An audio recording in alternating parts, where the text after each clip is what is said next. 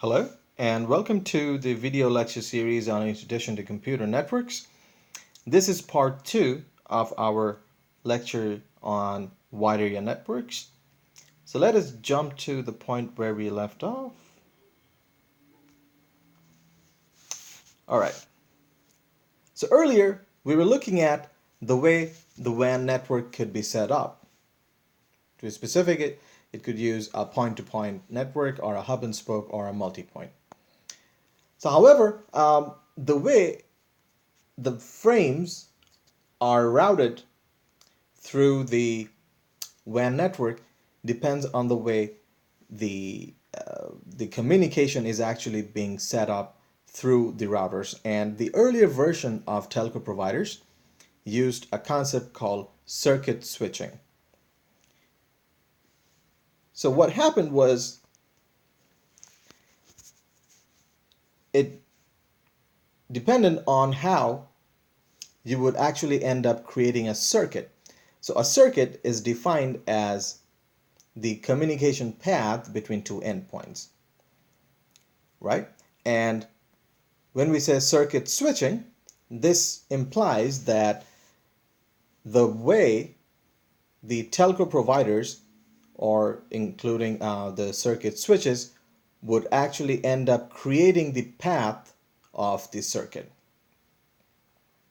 One thing that circuit switching required when customers would communicate through the WAN network is that a circuit would first need to be reserved within the WAN before the customer can start communicating through the WAN.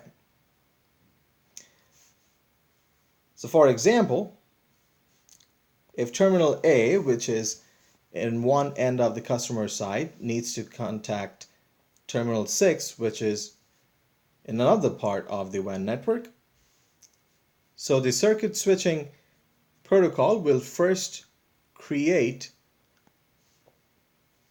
the circuit from terminal 1 to terminal 6 and then reserve this path so that these two terminals can start transmitting the frames.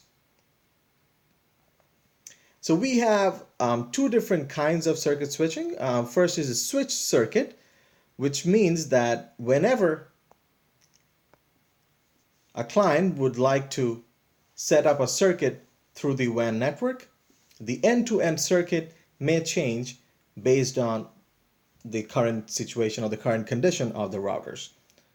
So it's more like an on-demand request, and the path is created for the circuit the way that it is the best for the current moment.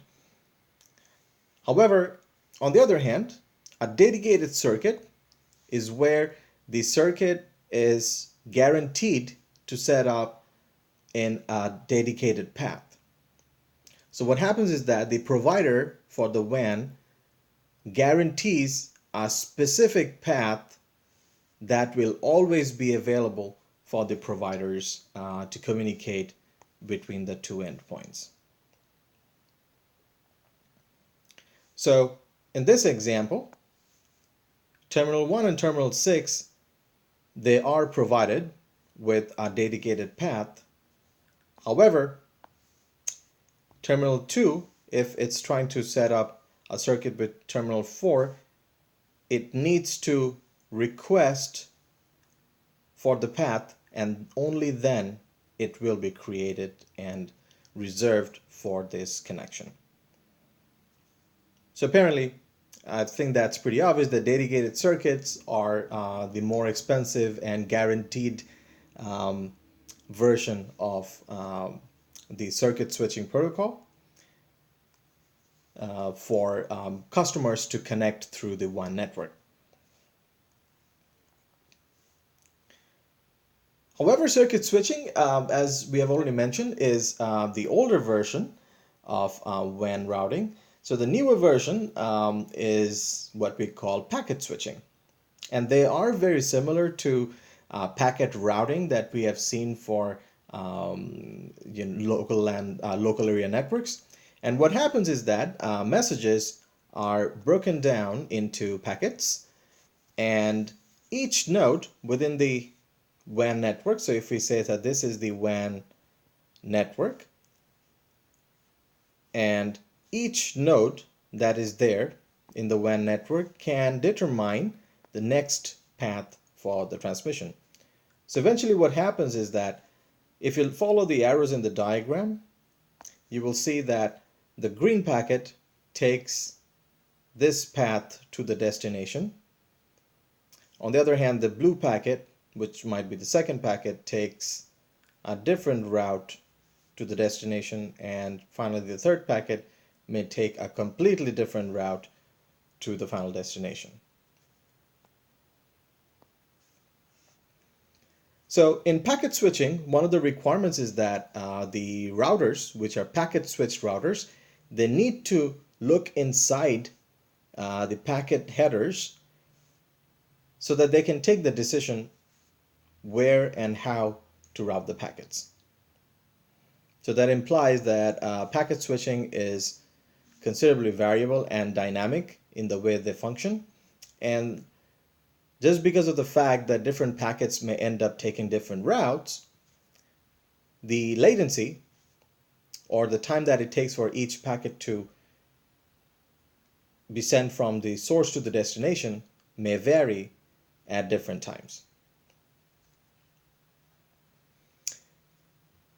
However, given the way that packet switching is set up, it costs significantly less than the circuit switch networks, because they are much more automated, and we need a much less number of packet switch routers, and we have typically lower installation costs compared to circuit switch networks.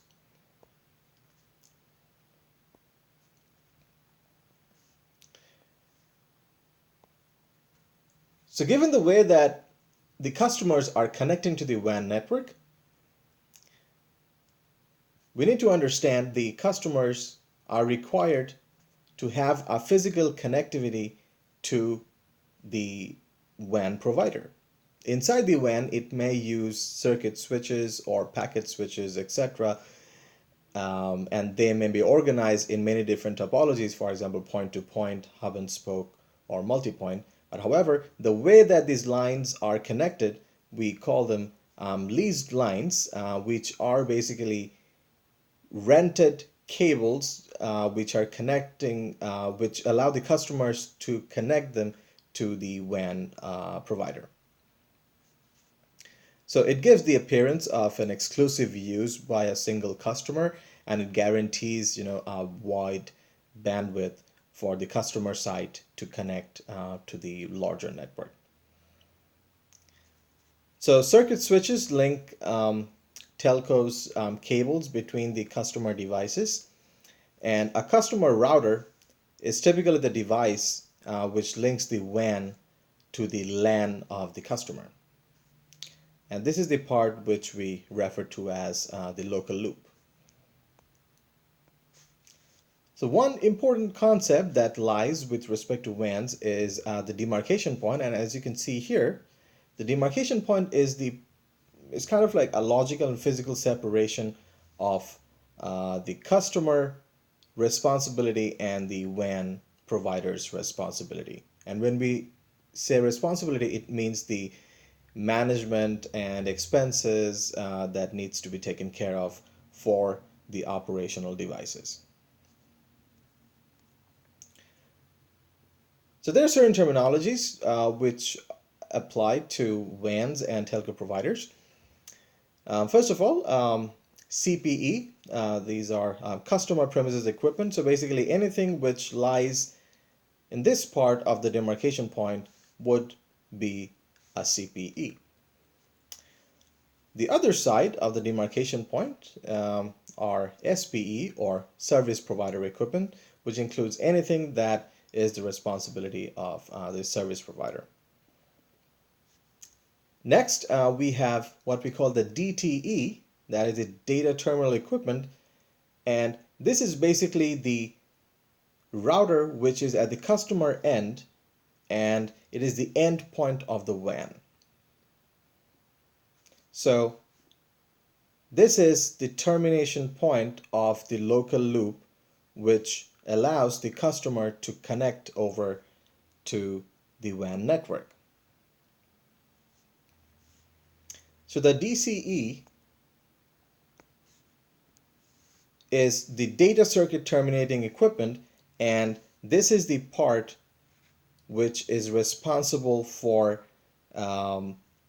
converting the forwarding and receiving decisions, and also the analog to digital or digital to an analog signal conversion that is required between the customer LAN and the service provider's WAN. The other end of the story is the central office, which lies in the service provider part. It is a part of the SPE, that means it is a service provider equipment, and this is the termination point of the local loop on the service provider's end. So this central office is basically the point of connection for all customer premises whenever they are willing to connect to the WAN network.